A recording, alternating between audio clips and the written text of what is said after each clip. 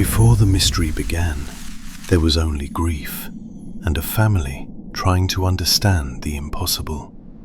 It was a quiet Sunday morning, the kind that should have been unremarkable, until the girls never came home. Their room stayed exactly as they left it, 2 beds waiting for daughters who would never return.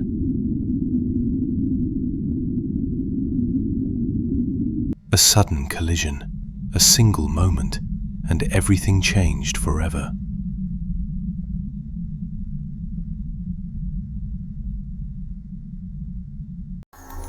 For months, the house was filled with nothing but silence and grief.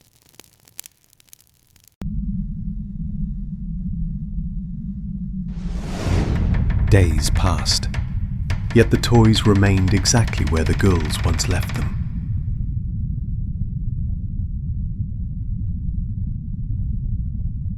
Their parents tried to move forward, but every corner of the house whispered memories of the girls.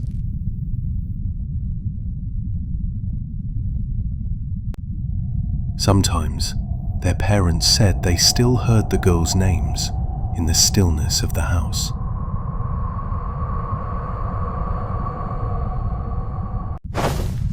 They told themselves they would try again, even though their hearts were still broken. A year later, a new life entered the home, but with it came something unexpected.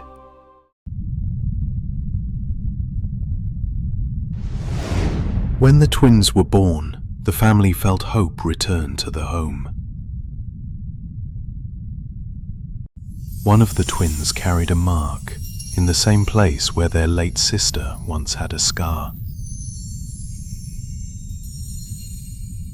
They held hands in the same unusual way, just as Joanna and Jacqueline once did. They recognized objects that belonged to sisters they had never met. They began acting out moments from a life they should not remember. They began speaking of toys they had never seen before. They pointed at places in old photographs as if they had been there before.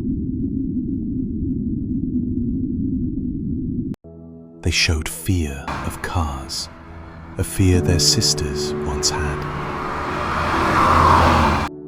They reenacted the accident with details no child their age could know.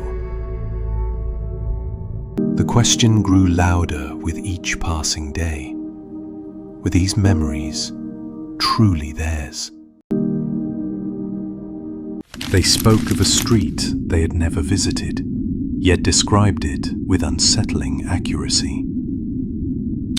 They continued conversations their sisters never finished. They said the names aloud, as if remembering who they once were. They grew terrified near cars, just as the girls before them once were. One of the twins pointed to her head and spoke of pain from an accident she never lived. A researcher began to notice patterns hidden within the family's story. Dr. Ian Stevenson traveled to meet the family, intrigued by the impossible. He recorded every detail, searching for answers others refused to consider. They identified faces in old photographs, faces they had never seen. He began to wonder, were these children remembering a life they once lived? Stevenson began mapping their memories, and the patterns were impossible to ignore. The twins recreated moments that belonged to the sisters before them. They described moments that no one had ever told them. They remembered the impact as if they had lived it themselves. The deeper he looked, the harder it became to deny the truth.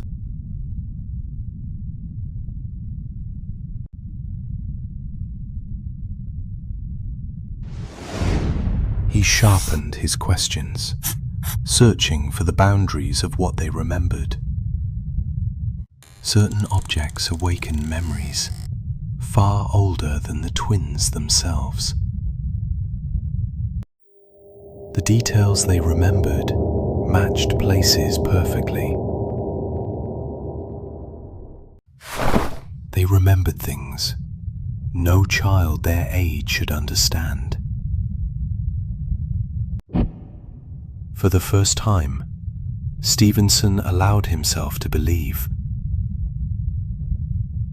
Their statements were too precise to be dismissed as coincidence.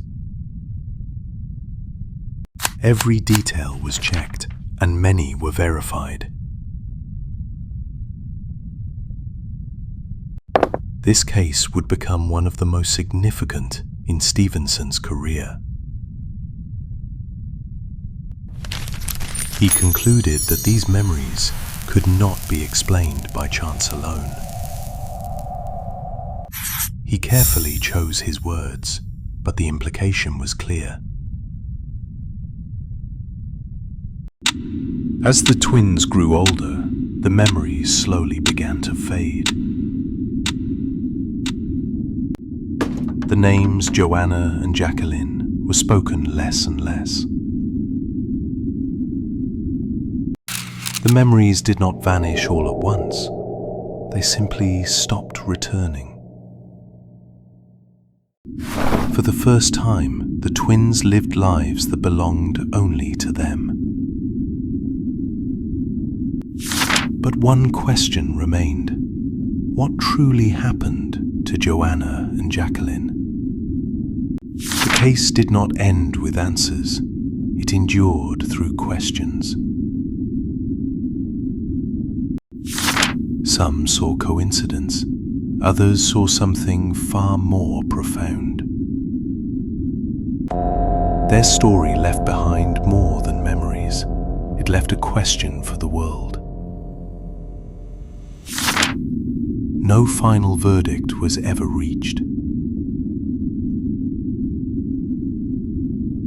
And perhaps some stories were never meant to end.